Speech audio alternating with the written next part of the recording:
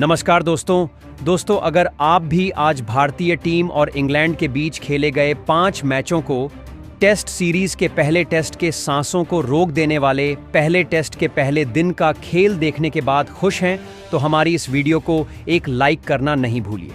आज की हमारी इस वीडियो का लाइक टारगेट सिर्फ 500 लाइक है, तो हमारी इस वीडियो को दिल से लाइक जरूर कीजिए। दोस्तों, हेडिंग्ले के स्टेडियम पर टीम इंडिया ने पहले ही दिन 400 रन ठोक दिए और वो भी यशस्वी जायसवाल ने शतक का शतक आया, साथ में ऋषभ पंत और जडेजा ने तो बल्ले से आग उगल दी। जी हां दोस्तों, इंग्लैंड के गेंदबाजों कब चकनाचूर करके भारतीय बल्लेबाजों ने जो तूफान मचाया उसका पूरा हाइलाइट्स आपको आगे दिखा रहे हैं, तो वीडियो को आखिरी तक जरूर देखें।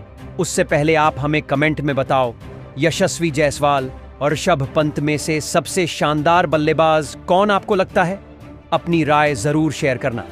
दोस्तों, भारत और इंग्लैंड के बीच 5 मैचों की टेस्ट सीरीज का पहला मुकाबला आखिरकार शुरू हो गया है और आज इंग्लैंड के हेडिंग्ले मैदान पर शुभमन गिल की भारतीय टीम के सामने बेन स्टोक्स की इंग्लैंड की टीम मौजूद थी। दोस्तों, जब आज टॉस के लिए सिक्का उछाला गया तो किस्मत का सिक्का भारत के पक्ष में गिरा। शुभमन गिल ने टॉस जीतकर बिना समय गंवाए पहले बल्लेबाजी करने का बेहतरीन फैसला लिया। जी हां दोस्तों, पहले बल्लेबाजी करने उतरी भारतीय टीम की तरफ से 2 घातक बल्लेबाज मैदान पर उतरे। यशस्वी जायसवाल और खुद कप्तान शुभमन गिल दोनों के कंधों पर आज अपनी टीम को खतरनाक शुरुआत दिलाने की जिम्मेदारी रही। दोस्तों, शुरुआती ओवर्स में उनकी बैटिंग ने यह बता भी दिया कि भारत आज कुछ बड़ा सोच कर आया है। पहले 5 ओवरों में ही जायसवाल और गिल ने तेज रन बनाना शुरू कर दिया था। चौके छक्के 2 रन ड्राइव कट। इंग्लैंड के गेंदबाज आज परेशान हो रहे थे, लेकिन दोस्तों, कहते हैं ना, एक खिलाड़ी अगर मैच का पासा पलटना जानता है तो वह अकेला पूरी टीम पर भारी पड़ता है। यहां वो खिलाड़ी निकले, ब्राइडन कार्स। छठे ओवर की तीसरी गेंद शुभमन गिल स्ट्राइक पर थे और बल्ले का बाहरी किनारा लेकर गेंद सीधा स्लिप में गई और गिल कैच आउट हो गए। कप्तान गिल, जो शानदार शुरुआत के मूड में दिख रहे थे, सिर्फ 17 रन बनाकर ब्राइडन कार्स का शिकार बन गए। दोस्तों, अब मैदान पर कप्तान के आउट होने के बाद आए तीसरे नंबर के बल्लेबाज के एल राहुल। आज जिनसे उम्मीदें थीं कि टीम को संभालेंगे, यशस्वी का साथ देंगे और पहले दिन को भारत के नाम करेंगे, लेकिन किस्मत को कुछ और ही मंजूर था। राहुल की पारी मुश्किल से जम भी नहीं पाई आई थी।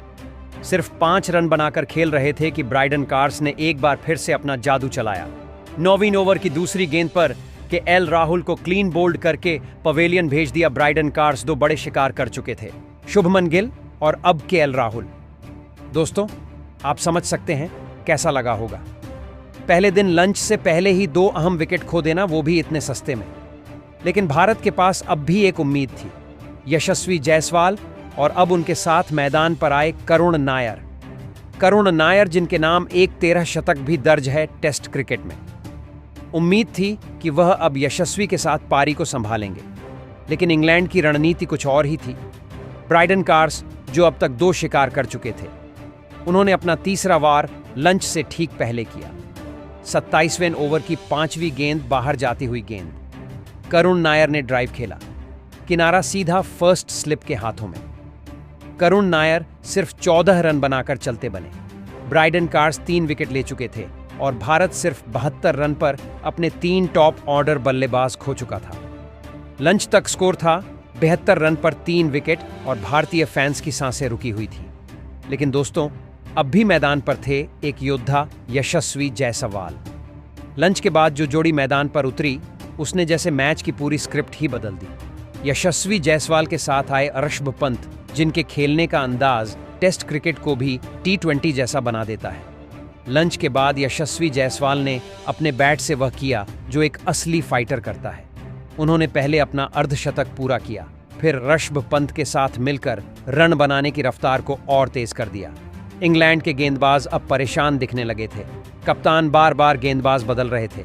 जमी Overton, Shoaib Bashir, Brydon Carse, खुद फॉक्स, सबको आजमाया गया, लेकिन यशस्वी और पंत ने एक भी मौका नहीं दिया। जैसे जैसे घंटे बीतते गए, दर्शकों की तालियों की आवाज और तेज होती गई। भारत अब धीरे धीरे मैच में वापसी कर रहा था। अब पंत ने भी तेजी दिखानी शुरू की। कट, पुल, स्वीप, हर तरह का शॉट निकाला जा रहा था। पिच अब बल्लेबाजी के लिए अच्छी दिखने लगी थी और भारत का स्कोर 100 के पार पहुंच चुका था। एक समय ऐसा लग रहा था कि भारत शायद 150 भी पार ना कर पाए। अब ऐसा लगने लगा कि भारत 300 तक आराम से पहुंच जाएगा। दोस्तों, टेस्ट क्रिकेट में यही तो मजा है। एक एक सेशन में खेल बदल जाता है और लंच के बाद यह पूरा सेशन भारत के नाम रहा। यशस्वी जायसवाल अब 90 के पार पहुंच चुके थे। शतक बस 10 कदम दूर था और उधर पंत भी अर्धशतक की ओर बढ़ रहे थे। इंग्लैंड के फील्डर्स अब स्लिप से बाहर आकर बाउंड्री रोकने की कोशिश में लग चुके थे। कप्तान बार बार फील्ड बदल रहे थे, लेकिन दोनों भारतीय बल्लेबाजों जैसे एक ही मिशन पर थे, इंग्लैंड को जवाब देना। और आखिरकार वो पल आया। यशस्वी जायसवाल शतक पूरे स्टेडियम में गूंज उठी। तालियों की गड़गड़ाहट, ड्रेसिंग रूम में कोच गौतम गंभीर की मुस्कान भी कैमरे में कैद हुई। यह एक ऐसी पारी थी जो सिर्फ स्कोर बोर्ड पर नहीं, इतिहास में दर्ज होने वाली थी। और दोस्तों, यह सिर्फ पहला दिन था। मुकाबले की असली कहानी तो अभी बाकी है। टी ब्रेक से पहले का सेशन भारत के पक्ष में झुक चुका था। मैदान पर मौजूद थे 2 सुरमा, एक और यशस्वी जायसवाल, जिन्होंने शानदार शतक जड़कर इंग्लैंड की गेंदबाजी की धज्जियां उड़ा दी थीं, और दूसरी ओर थे रश्मभपन, जिनके बल्ले से निकली हर गेंद इंग्लिश फील्डर्स के लिए किसी बुरे सपने से कम नहीं लग रही थी। टी ब्रेक के बाद जब खिलाड़ी मैदान पर लौटे तो नज़ारे ही कुछ और थे। ड्रेसिंग रूम से लेकर कमेंट्री बॉक्स तक हर जगह चर्चा थी एक ही सवाल की, क्या भारत अब 400 पार करेगा? क्योंकि स्कोरबोर्ड पर 2 रन चमक रहे थे और विकेट सिर्फ 3 गिरे थे, यानी अब भारत पूरी तरह ड्राइविंग सीट पर आ चुका था। लेकिन दोस्तों, क्रिकेट एक ऐसा खेल है जहां एक गेंद पूरी तस्वीर पलट देती है। तीसरे सेशन की शुरुआत धमाकेदार हुई। ऋषभ पंत और यशस्वी जायसवाल दोनों पूरे कॉन्फिडेंस के साथ बल्लेबाजी कर रहे थे। पंत ने ऑन ऑफ साइड में 2 चौके झड़कर इंग्लिश गेंदबाजों को तुरंत दबाव में ला दिया। वहीं यशस्वी, जो शतक के बाद अब डैडी 100 की ओर बढ़ना चाह रहे थे, उन्होंने भी बाउंड्री पर बाउंड्री झड़नी शुरू कर दी। लेकिन तभी मैदान पर आया इंग्लैंड का ट्रम्प कार्ड बन स्ट्रोक्स, और बन स्ट्रोक्स ने एक चाल चली जिसने पूरा सेशन झक छोड़ दिया। उन्होंने गेंद थमाई जो रूट को। जी हां, वही जो रूट जो बल्लेबाज के रूप में तो जाने जाते हैं, लेकिन स्पिन गेंदबाजी में भी वह ऐसे जाल बुनते हैं कि बड़े बड़े शेर फंस जाए। और हुआ भी वही 7वां ओवर, यानी कि मैच का 7वां ओवर, जो रूट गेंदबाजी पर चौथी गेंद बाहर जाती फ्लाइटेड बॉल। यशस्वी ने ड्राइव लगाने की कोशिश की, लेकिन गेंद हल्की सी बल्ले का किनारा लेकर फिसलती हुई चली गई, स्लिप के हाथों में चली गई। यशस्वी जायसवाल के आउट होते ही पूरे भारतीय खेमे में सन्नाटा छा गया रहा। यशस्वी की 131 रन की शानदार पारी, जो 11 चौकों और 5 गगनचुंबी छक्कों से सजी हुई थी, खेलकर पवेलियन गए। इसके बाद अब मैदान पर आए नीतीश कुमार रेड्डी। यह नाम भले ही नया हो, लेकिन इरादे पुराने वीरों जैसे थे। पहली ही गेंद से अंदाज साफ था। नीतीश आज डिफेंड नहीं बल्कि अटैक मोड में थे। चौका, 2 रन, फिर एक और चौका। उन्होंने पंत के साथ मिलकर सिर्फ रन ही नहीं बनाए, बल्कि इंग्लिश गेंदबाजों का आत्मविश्वास तोड़ दिया। नीतीश ने मात्र 27 गेंदों में 32 रन की तेज तर्रार पारी खेली। हर गेंद जैसे तीर बनकर जा रही थी फील्डर्स के बीच से। दूसरे छोर पर खड़े थे ऋषभ पंत, जिनके बल्ले से अब चिंगारियां निकल रही थीं। ऋषभ पंत ने भी इस सेशन में अपना अर्धशतक पूरा किया, एक स्टाइलिश कट शॉट के साथ। पिच अब भारतीय बल्लेबाजों के लिए किसी स्वर्ग से कम नहीं लग रही थी, लेकिन जैसे ही स्कोर ने 305 का आंकड़ा पार किया, नीतीश कुमार रेड्डी की तेज पारी अचानक थम गई। एक शॉर्ट बॉल को पुल करने की कोशिश, गेंद हवा में गई और सीधा मिड विकेट फील्डर के हाथों में समा गई। नीतीश भी अब आउट हो गए। अब जिम्मेदारी फिर से आ गई थी ऋषभ पंत के कंधों पर, और इस बार उनका साथ देने मैदान पर आए रविंद्र जडेजा। दोस्तों, जब जडेजा और पंत एक साथ मैदान पर होते हैं तो कुछ तो तूफानी होना तय है, और ठीक वैसा ही हुआ।